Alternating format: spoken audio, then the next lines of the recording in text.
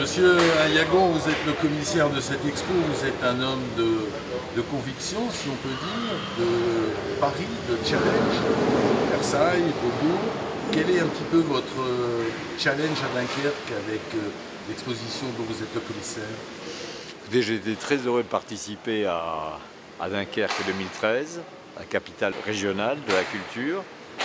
Quand on m'en a fait la proposition, quand Michel Delbar et Daniel Percheron m'ont fait cette proposition, j'en étais aussitôt vraiment très heureux, parce qu'il s'agissait pour moi de faire en sorte qu'on puisse, dans le cadre de ce programme, faire se rencontrer à la fois des œuvres d'art issues de collections de la région et d'autres œuvres issues d'une grande collection privée, la collection Pinault. Et cela sur un thème qui m'est tout particulièrement cher, c'est celui du refus de l'indifférence de certains artistes à l'égard des situations du monde, à l'égard de la violence, de la guerre, de l'oppression, de la misère.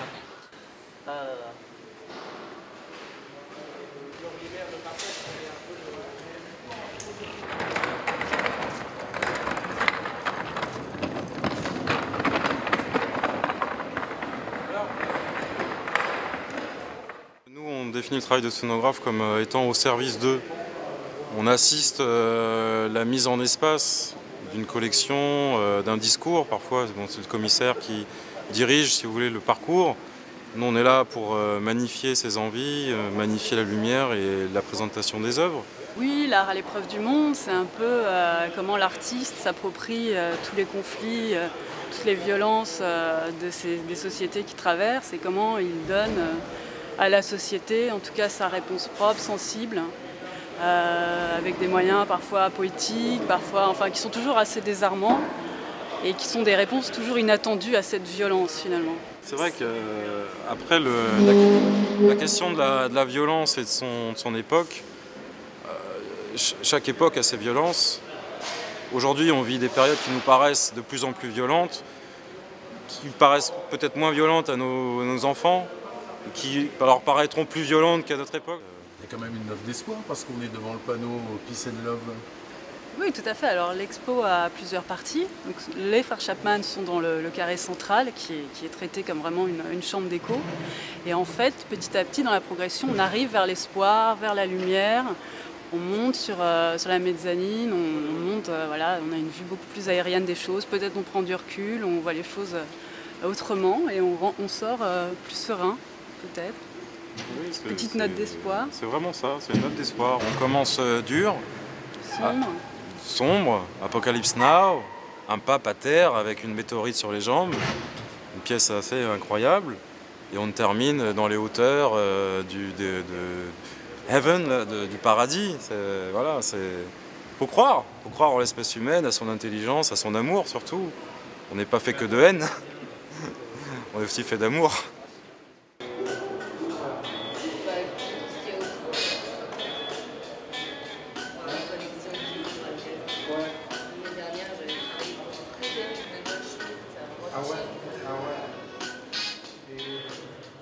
Dans cette ville, ce postulat, cette profession de foi a un sens tout particulier. C'est vrai que Dunkerque a été durement frappé par l'histoire, a été ravagé à plusieurs reprises par l'histoire. Il suffit de regarder le tissu urbain pour voir à quel point il a été martyrisé par les guerres, par les destructions. Je pense aussi martyrisé par les crises économiques, les grandes crises industrielles qui ont ravagé des secteurs entiers des industries qui faisaient autrefois la prospérité de la ville. Mais malgré tout, on sent justement dans cette ville un besoin permanent de renouveau, de renaissance, un refus de capituler, un refus de baisser les bras.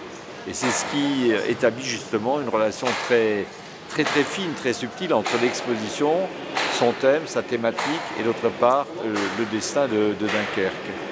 On est là au cœur de la vie des gens. J'espère que chacun comprendra que si ces questions sont au cœur de la vie de beaucoup d'entre nous, elles sont également au cœur de la préoccupation des artistes. Souvent, on a l'impression que l'art est loin du monde. Là, l'exposition vise à montrer que l'art est près des gens.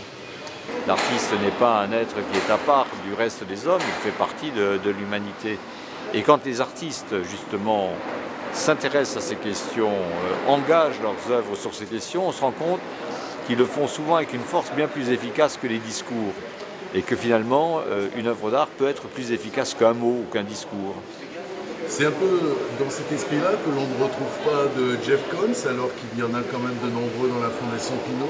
Oui, on aurait pu mettre un Jeff Koons dans la joie de vivre. Hein, dans la joie de vivre. On a mis d'autres œuvres, hein, dont cette œuvre de McCarthy, on voit un ours et un lapin se donner, s'embrasser, s'enlacer, renouant d'ailleurs avec l'un des vieux thèmes de l'iconographie européenne, celle du paradis, où on voit toujours des animaux vivre ensemble paisiblement et le loup paître avec l'agneau, hein, ce qui est un très très beau symbole. Les artistes finalement ne ferment que rarement leurs yeux et quand ils ouvrent leurs yeux, finalement ils voient les choses beaucoup mieux que beaucoup d'entre nous. Vous êtes donc un homme optimiste? Je reste toujours optimiste parce que c'est chez moi une sorte de conviction qu'il faut, d'une part que c'est un devoir, non pas d'être bêtement optimiste, mais de rester très positif à l'égard de la capacité de l'humanité à surmonter ses difficultés. Pour ma part, je reste toujours persuadé que demain sera meilleur qu'aujourd'hui, parce qu'aujourd'hui est meilleur qu'hier. Je préfère vivre au début du XXIe siècle avec ses difficultés que de vivre au XVIe ou au XVIIe siècle ou au XVe siècle. Je crois au progrès. Alors le progrès non plus, ce n'est pas une mécanique aveugle, c'est quelque chose à conquérir et nous avons le devoir de toujours consentir au progrès de façon à ce que les hommes puissent être aussi heureux que possible. Donc vous considérez que l'art est un vecteur de ce progrès au niveau d'une connaissance, d'une ouverture de science? Oui, l'art a toujours été un vecteur de progrès. Vous savez, souvent les grandes révolutions sont également traduites dans le domaine des arts, dans le domaine de la musique, de la littérature, des arts plastiques. Les arts font partie de la grande aventure de l'histoire humaine. Mais souvent, les arts sont un peu à l'avant-garde. Ils ont la prescience des choses.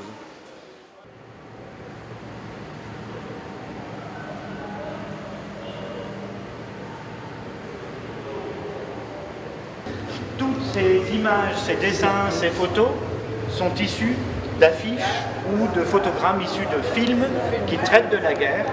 Ils portent tous des uniformes de la Wehrmacht ou de la DSA ou de l'armée allemande. Le titre de l'œuvre, c'est Dancing Nazis.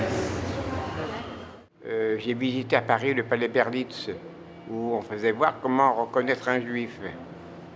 Alors, je suis allé voir, j'avais l'étoile, je suis allé voir cette exposition, malgré l'interdit.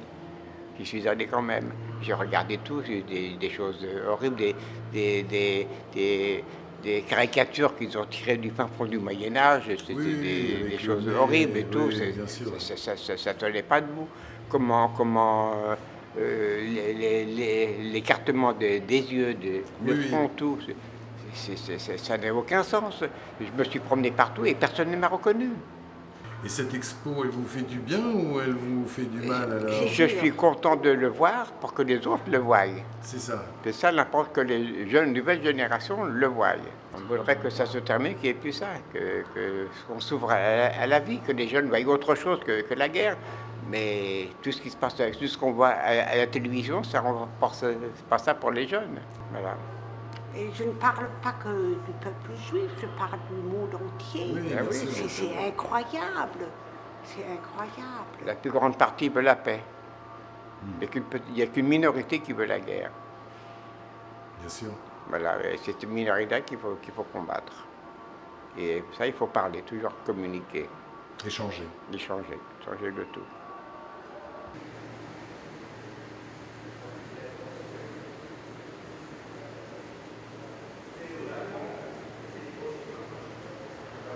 On a 88 œuvres, on en a 73 exactement qui viennent du Nord-Pas-de-Calais.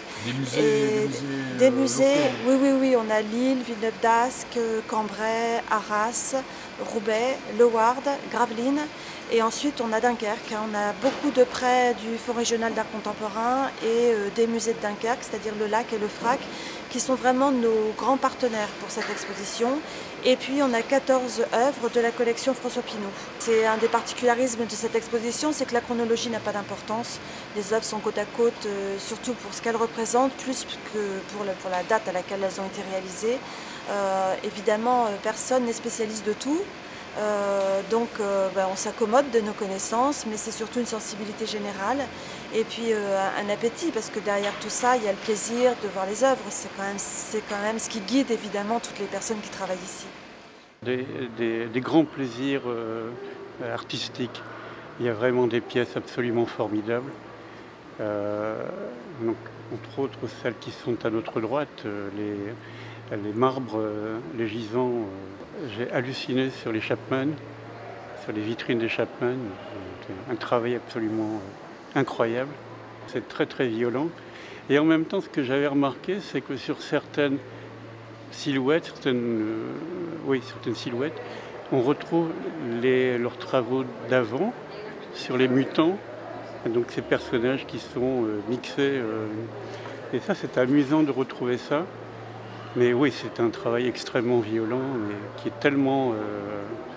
c'est très puissant, quoi. Ça c'est indéniable. Et puis, au fur et à mesure, parce que j'ai pas encore fini tout, donc au fur et à mesure, j'ai plaisir à voir toutes ces choses-là, quoi.